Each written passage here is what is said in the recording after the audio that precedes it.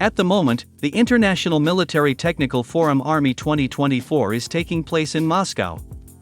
And judging by the comments of foreign journalists, this forum can already be considered one of the most successful in recent years. This year, delegations from 83 countries came to Moscow. 40 countries have sent their defense ministers and chiefs of general staff to Moscow. All this indicates that the countries of the world are very interested in new developments in the Russian defense industry, especially given the fact that Russian weapons are constantly being upgraded and improved based on the experience gained during a special military operation in Ukraine.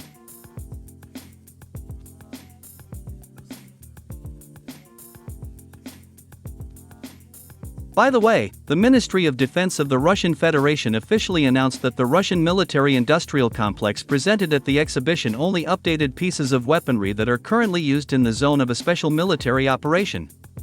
Thus, the Russian military department once again stressed that Russian weapons look impressive and effective not only in the exposition of international forums, but also in real combat conditions.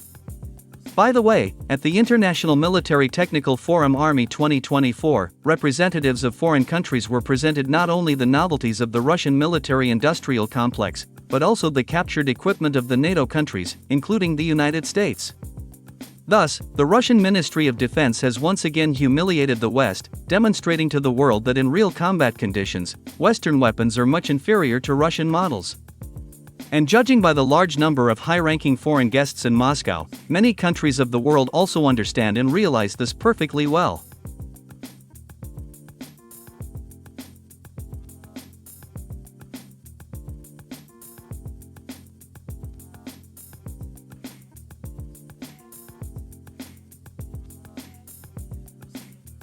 Against this backdrop, I would like to draw your attention to the statement by the first Deputy General Director of Rostec State Corporation, Vladimir Artyakov.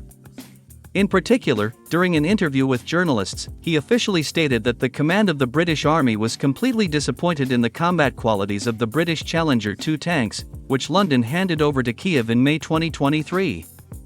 Moreover, Vladimir Artyakov confirmed that Britain had already withdrawn all its tanks from Ukraine.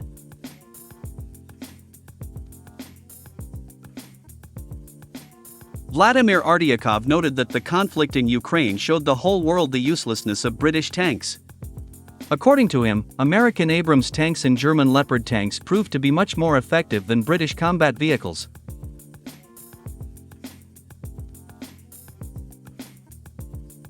Let me remind you that in 2023, London handed over 14 units of Challenger-2 tanks to the armed forces of Ukraine. And during all this time, British tanks had never participated in the fighting against Russian troops. However, even though the British combat vehicles were in the rear, at a sufficiently large distance from the combat contact line, the Russian troops still managed to destroy 2 British tanks.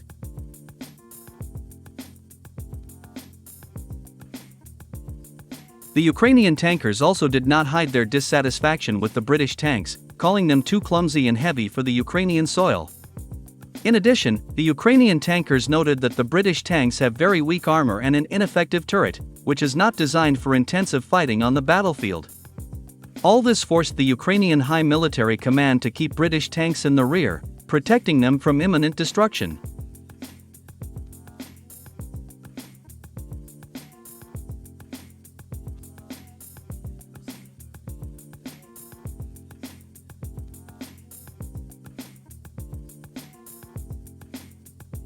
Meanwhile, the commander of the Spetsnaz Akhmat, General Apty Yalatinov, made another official statement regarding the situation in the Kursk region.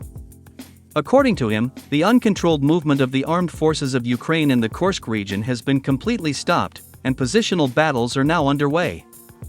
At the same time, General Apty Yalatinov noted that the armed forces of Ukraine continue to suffer heavy losses in manpower and equipment. The Ministry of Defense of the Russian Federation also officially announced the heavy losses of the armed forces of Ukraine in the Kursk region.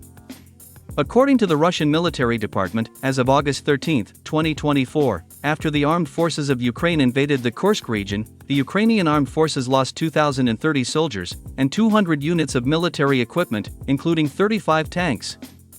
Thus, the losses of the Ukrainian army in the Kursk region have already exceeded the figures of losses of the armed forces of Ukraine during the summer counteroffensive in 2023.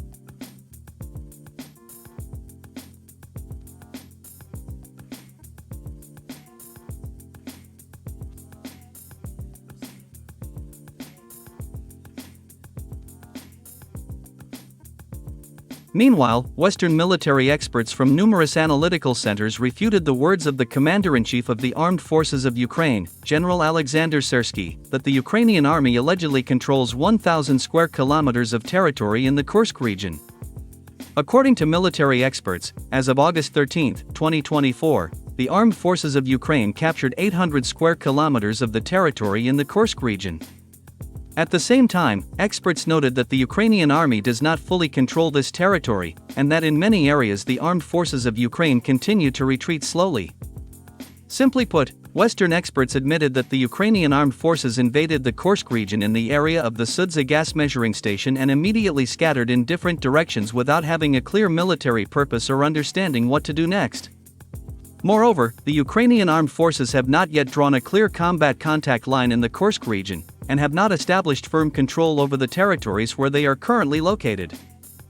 Therefore, experts assert that everything that is happening in the Kursk region is not critical for the Russian army, and that the actions of the armed forces of Ukraine resemble the actions of partisan detachments, rather than a well-organized army capable of capturing and holding cities and towns.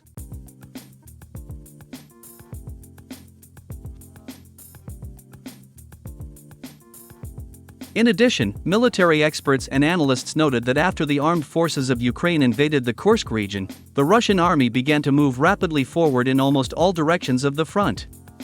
The successes of the Russian army in the Pokrovsk direction of the front are especially noticeable. In the last few days alone, the Russian army has taken control of 5 settlements in this direction of the front, including such strategic urban-type villages as Ivanovka and Lysychnoi. In total, over the past 30 days, the Russian army has established full control over 19 settlements, including the city of Krasnogorovka.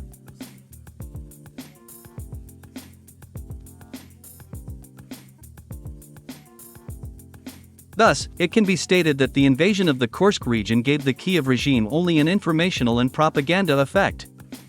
From a military point of view, the invasion of the Kursk region significantly weakened the position of the armed forces of Ukraine in the Donbass.